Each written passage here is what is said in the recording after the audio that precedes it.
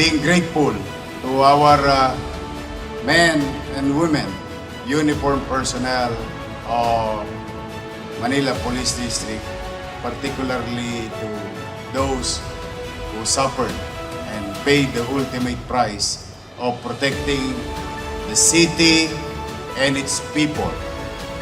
I ask each and every one of you to be of silent and offer a little prayer. A prayer for our police in the city who did their job well.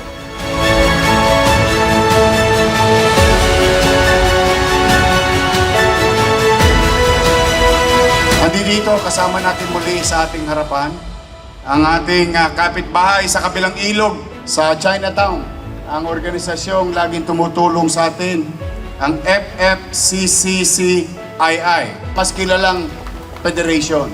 Meron po tayong tatlong katulad nung nagawa natin dati na Hilux. Pambardagulan to, mga talongges.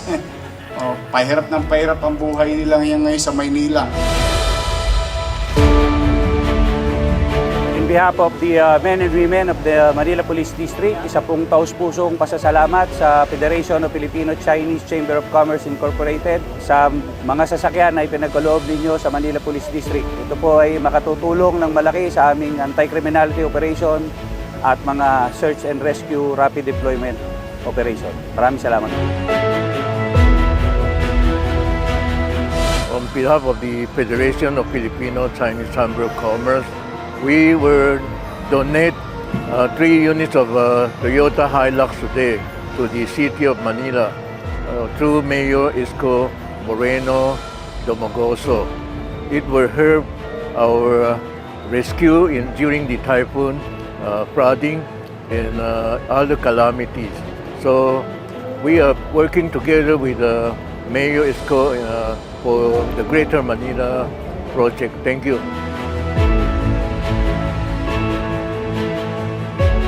Hi, President Victor Lim and our friend Dr. Cecilio Pedro, former President or immediate past President, and to the officers of FFCCCII or Federation, thank you very much sa tatlong Hilux. Next year ulit, ha? Mag-ingat kayo. May awa ang Diyos.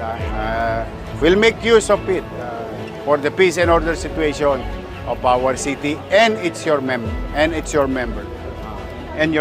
no? Sige.